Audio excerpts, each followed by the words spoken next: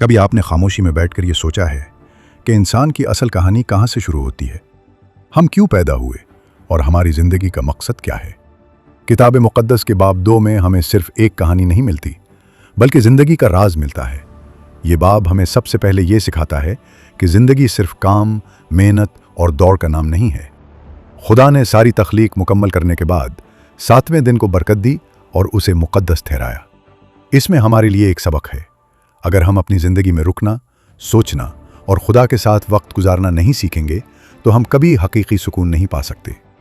پھر ہمیں بتایا جاتا ہے کہ خدا نے کو مٹی سے بنایا اور اس میں اپنی زندگی کی سانس پھونکی۔ اس کا مطلب یہ ہے کہ انسان صرف ایک جسم نہیں بلکہ ایک روحانی ہستی ہے۔ ہماری اصل پہچان دنیا کی چیزوں سے نہیں بلکہ خدا سے جڑی ہوئی ہے۔ اس کے بعد خدا نے آدم کو میں رکھا، ایک ایسی جگہ جہاں ہر نعمت موجود تھی، لیکن اس کامل ماحول میں بھی خدا نے ایک حد مقرر کی۔ اس نے کہا کہ سب کچھ تمہارے لیے ہے مگر ایک درخت ایسا ہے جس سے تم نے نہیں کھانا۔ یہ ہمیں ایک بہت بڑی سچائی سکھاتا ہے۔ زندگی میں اصل حکمت یہ نہیں کہ ہم سب کچھ حاصل کر لیں، بلکہ یہ ہے کہ ہم یہ پہچانیں کہ کیا چیز ہمارے لیے ٹھیک ہے اور کیا نہیں۔ خدا کی دی ہوئی حدود ہمیں روکنے کے لیے نہیں بلکہ ہمیں بچانے کے لیے ہوتی ہیں۔ پھر خدا نے کہا کہ آدم کا اکیلا رہنا اچھا نہیں۔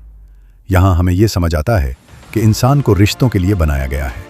ہم اکیلے مکمل نہیں ہوتے، اسی لیے خدا نے کو پیدا کیا تاکہ وہ اس کی مددگار اور ساتھی ہو۔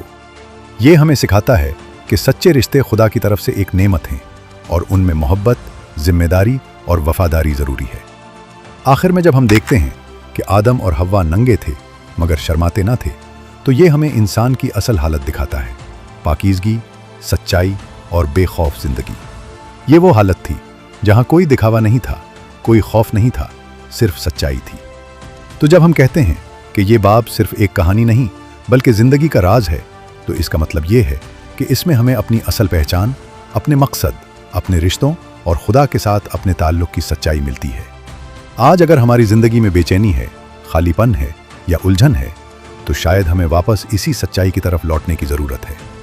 خدا آج بھی ہمیں بلاتا ہے کہ ہم اس کے ساتھ چلیں، اس کی حکمت کو سمجھیں اور وہ زندگی پائیں جس کے لیے ہم بنائے گئے تھے۔